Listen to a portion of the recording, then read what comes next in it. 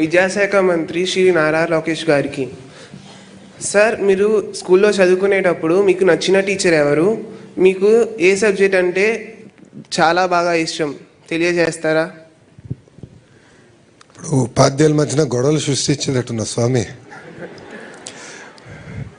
ఎందుకంటే నేను ఈరోజు ఈ స్థాయికి వచ్చానంటే కేవలం ఒక్కరు కాదు, చాలామంది నన్ను చెక్కినవారు.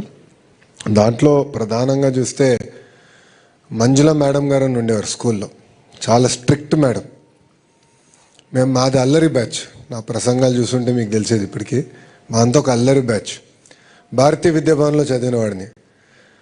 సో అందరికి ఒక ఎగ్జాంపుల్ చేయాలని నన్నే ఎక్కువ కొట్టేవారు. అది మా మంజుల మేడం గారు. సో ఇంట్లో మా అమ్మ ఎట్లనో స్కూల్లో మా మేడం గారు అలా వాయించేవారు. రెండోది స్కూల్కి వచ్చేగల రమాదేవి మేడం గారు.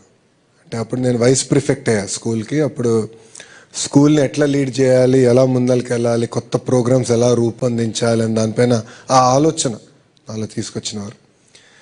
ఇంటర్మీడియట్కి వచ్చేగల కొన్ని సబ్జెక్ట్స్లో నేను వీక్గా ఉండేవాడిని. బ్రిడ్జ్ కోర్స్ పెట్టారు నారాయణ గారు, ఇప్పుడు మంత్రిగా ఉన్నారు నారాయణ గారు. ఆయనే నాకు పాఠాలు చెప్పారు స్వయంగా. అప్పుడు క్యాల్కులస్ అది. సో ఆయన బ్రిడ్జ్ కోర్స్ వల్ల నేను కార్నింగ్ మెల్లన్, తర్వాత 2 సంవత్సరాలు వరల్డ్ బ్యాంక్లో పనిచేసి మళ్ళీ స్టాన్ఫర్డ్కి వెళ్ళేదానికి కూడా అవకాశం వచ్చింది. కార్నింగ్ మెల్లన్లో నా గురువు గారు రాజిరెడ్డి గారు. రాజిరెడ్డి గారు కూడా ఏంటంటే చిత్తూరు జిల్లాలో ఒక మారుమూల గ్రామంలో జన్మించిన వారు.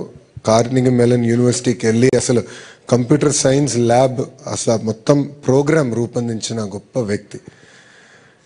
మా తరంలో బహుశా నేను ఫస్ట్ పర్సన్ యూఎస్కి వెళ్ళింది చదువుకునేదానికి. సో నాకు పెద్ద గైడెన్స్ లేదు. అంటే కోర్స్ ఎలా తీసుకోవాలి, క్రెడిట్ సిస్టమ్ ఎలా ఉంటుంది అంత అవగాహన లేదు. అప్పుడు కార్నింగ్ మెల్లన్లో ఎక్కువ మంది భారతీయులు కూడా లేరు. ఇప్పుడంటే దండిగా ఉన్నారు. సో అప్పుడు నాకు రాజిరెడ్డి గారే గైడ్ చేశారు. సో మొదటి 2 సెమిస్టర్లు ఆయన గైడెన్స్ నేను చదువుకున్నా కనుకనే నేను సక్సెస్ఫుల్గా కాదు మంచి మార్కులతో పూర్తి చేసుకుని మళ్ళీ స్టాన్ఫర్డ్ వెళ్ళడానికి అవకాశం వచ్చింది. బెస్ట్ సబ్జెక్ట్ అంటే నాకు మ్యాథమెటిక్స్లో నేను వీక్గా ఉన్నా మ్యాథమెటిక్స్ నచ్చాయి.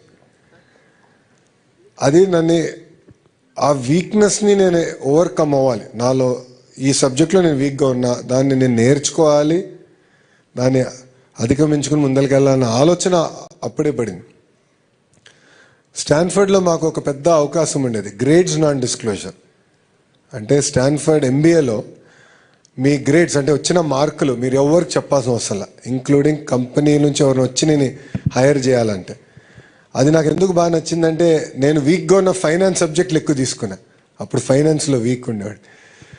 సో ఈ 2 మ్యాథమెటిక్స్ అండ్ ఫైనాన్స్, ఈ 2 నాకు బాగా నచ్చింది.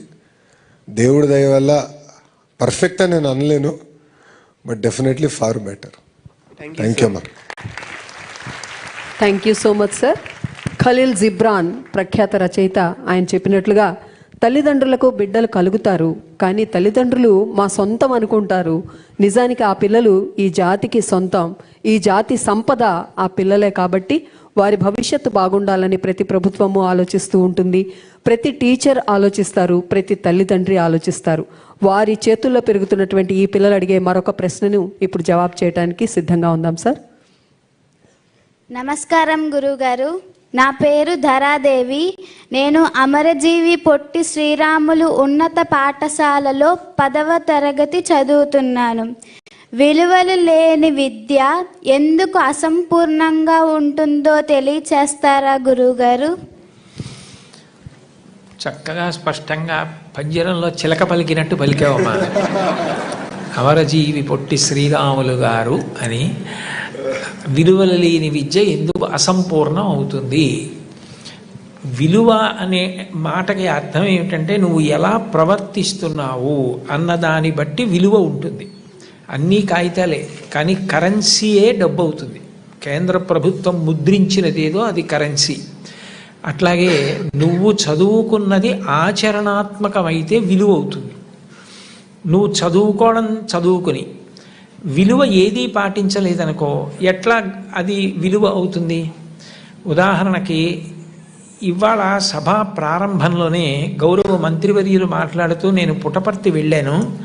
పుట్టపర్తిలో చాలా పెద్ద హాలు, ఆ హాల్కి అనేక మంది పిల్లలు వచ్చారు. అంతా అయిపోయిన తర్వాత ఎవరి వాటర్ బాటిల్